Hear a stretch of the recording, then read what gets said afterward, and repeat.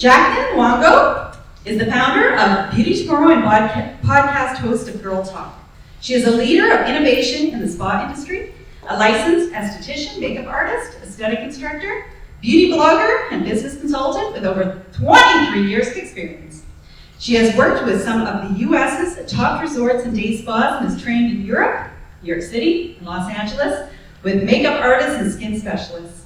Jaclyn has appeared on the industry as a guest beauty expert, has worked with contestants for Miss Teen USA pageants. Jaclyn has been a volunteer for the American Cancer Society's Look Good, Feel Better program since 2002, and she has also been a guest speaker for the Dress for Success organization. Please welcome our first amazing speaker for today, Jaclyn Luongo.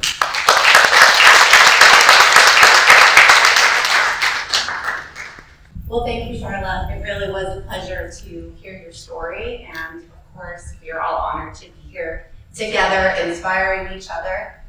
And also, thank you for reminding me why I signed up to do this almost a year and a half ago, or maybe even longer. I think some of us have been really waiting to have this moment to be inspired together, and I'm really honored because my 14-year-old daughter is sitting right over there, Sophia.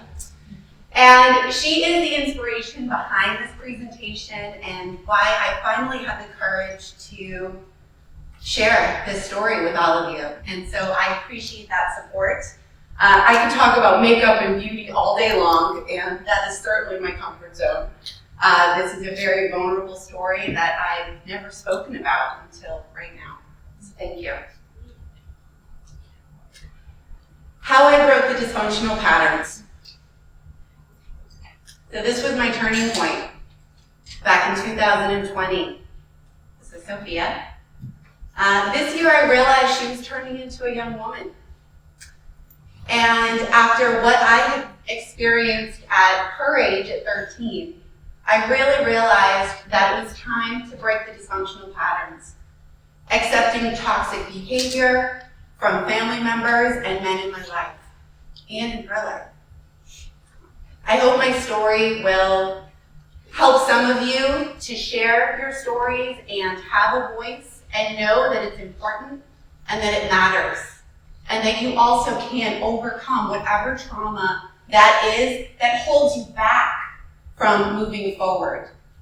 And having the opportunity to share this with one person or all of you makes me feel fearless, and I hope to continue to pass that forward, not just to my daughter, to so many different generations to come, and that we all stick together the way that we do.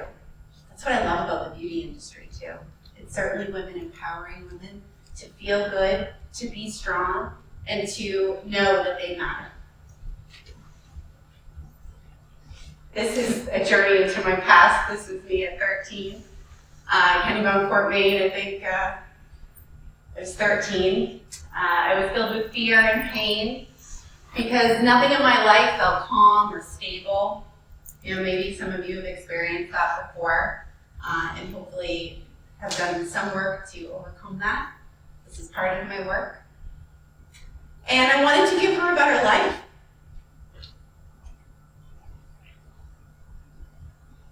So raise your hand if you know anybody who has ever been sexually assaulted. Wow. Keep your hand up if you know it was reported.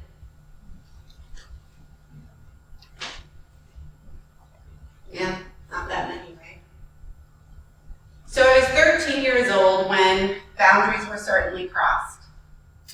And what brought me here today was the age of my daughter and realizing that I was not going to allow that dysfunctional pattern to continue. I was 13, I remember I was watching Beverly Hills 90210 down in the basement, you know, just trying to enjoy Dylan McKay. And my uncle, I was staying with my aunt, because my mother was sick. And my uncle, I knew he was out drinking, and he had come home. And I was downstairs in the basement alone. Probably not the best idea, because I was avoiding him whenever he would come home drinking. That night he tried to touch me. And of course, all of the emotions and feelings came out. I stopped him, and I ran upstairs and called my grandmother. And I told her what had happened. And she said to me, "Oh, don't say anything." And so those hands that went down, that's that story that it was never reported. And then you hold on to it inside for years and years and years. Until someday, something triggers it, which is my daughter at the pool with him, with my family, and I see his eyes, I hear a comment, and it triggered me back to that 13-year-old little girl in that basement. And I realized, no, I'm not going to allow that to happen. I'm not going to allow that to happen to her anymore. So I became fearless. I decided to share with my family what had happened to me and how I was silenced many, many years ago. I was silenced again by his daughters and my aunt. Maybe you shouldn't wear a bathing suit in front of him. Right? So I stand in front of all of you today to talk about how I'm not a victim. And we need to forgive, recognize what had happened to us, and heal. So we must understand and heal the wounds of the past before we can move forward. At first, I didn't do this. This affected my life, my choices in men. This affected how I confused maybe abuse for love.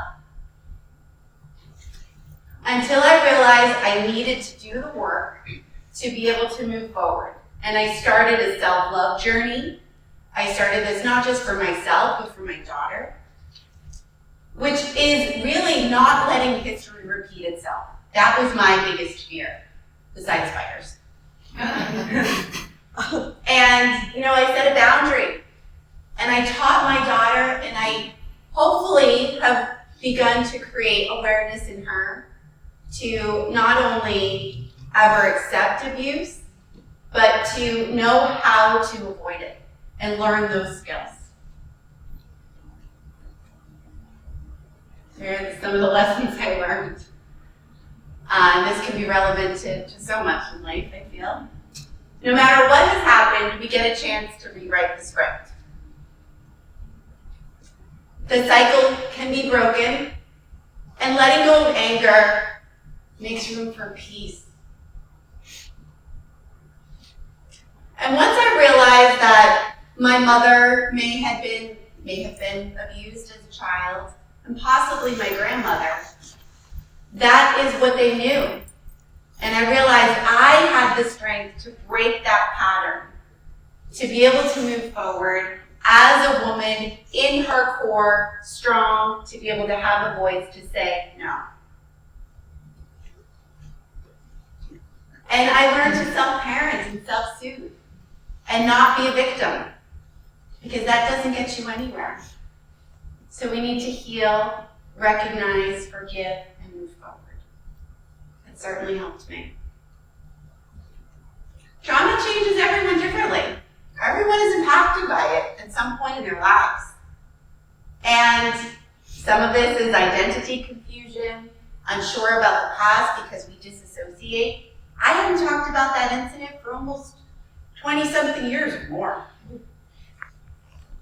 And some of the solutions that really helped me was I made peace with my mother, my uncle, my family.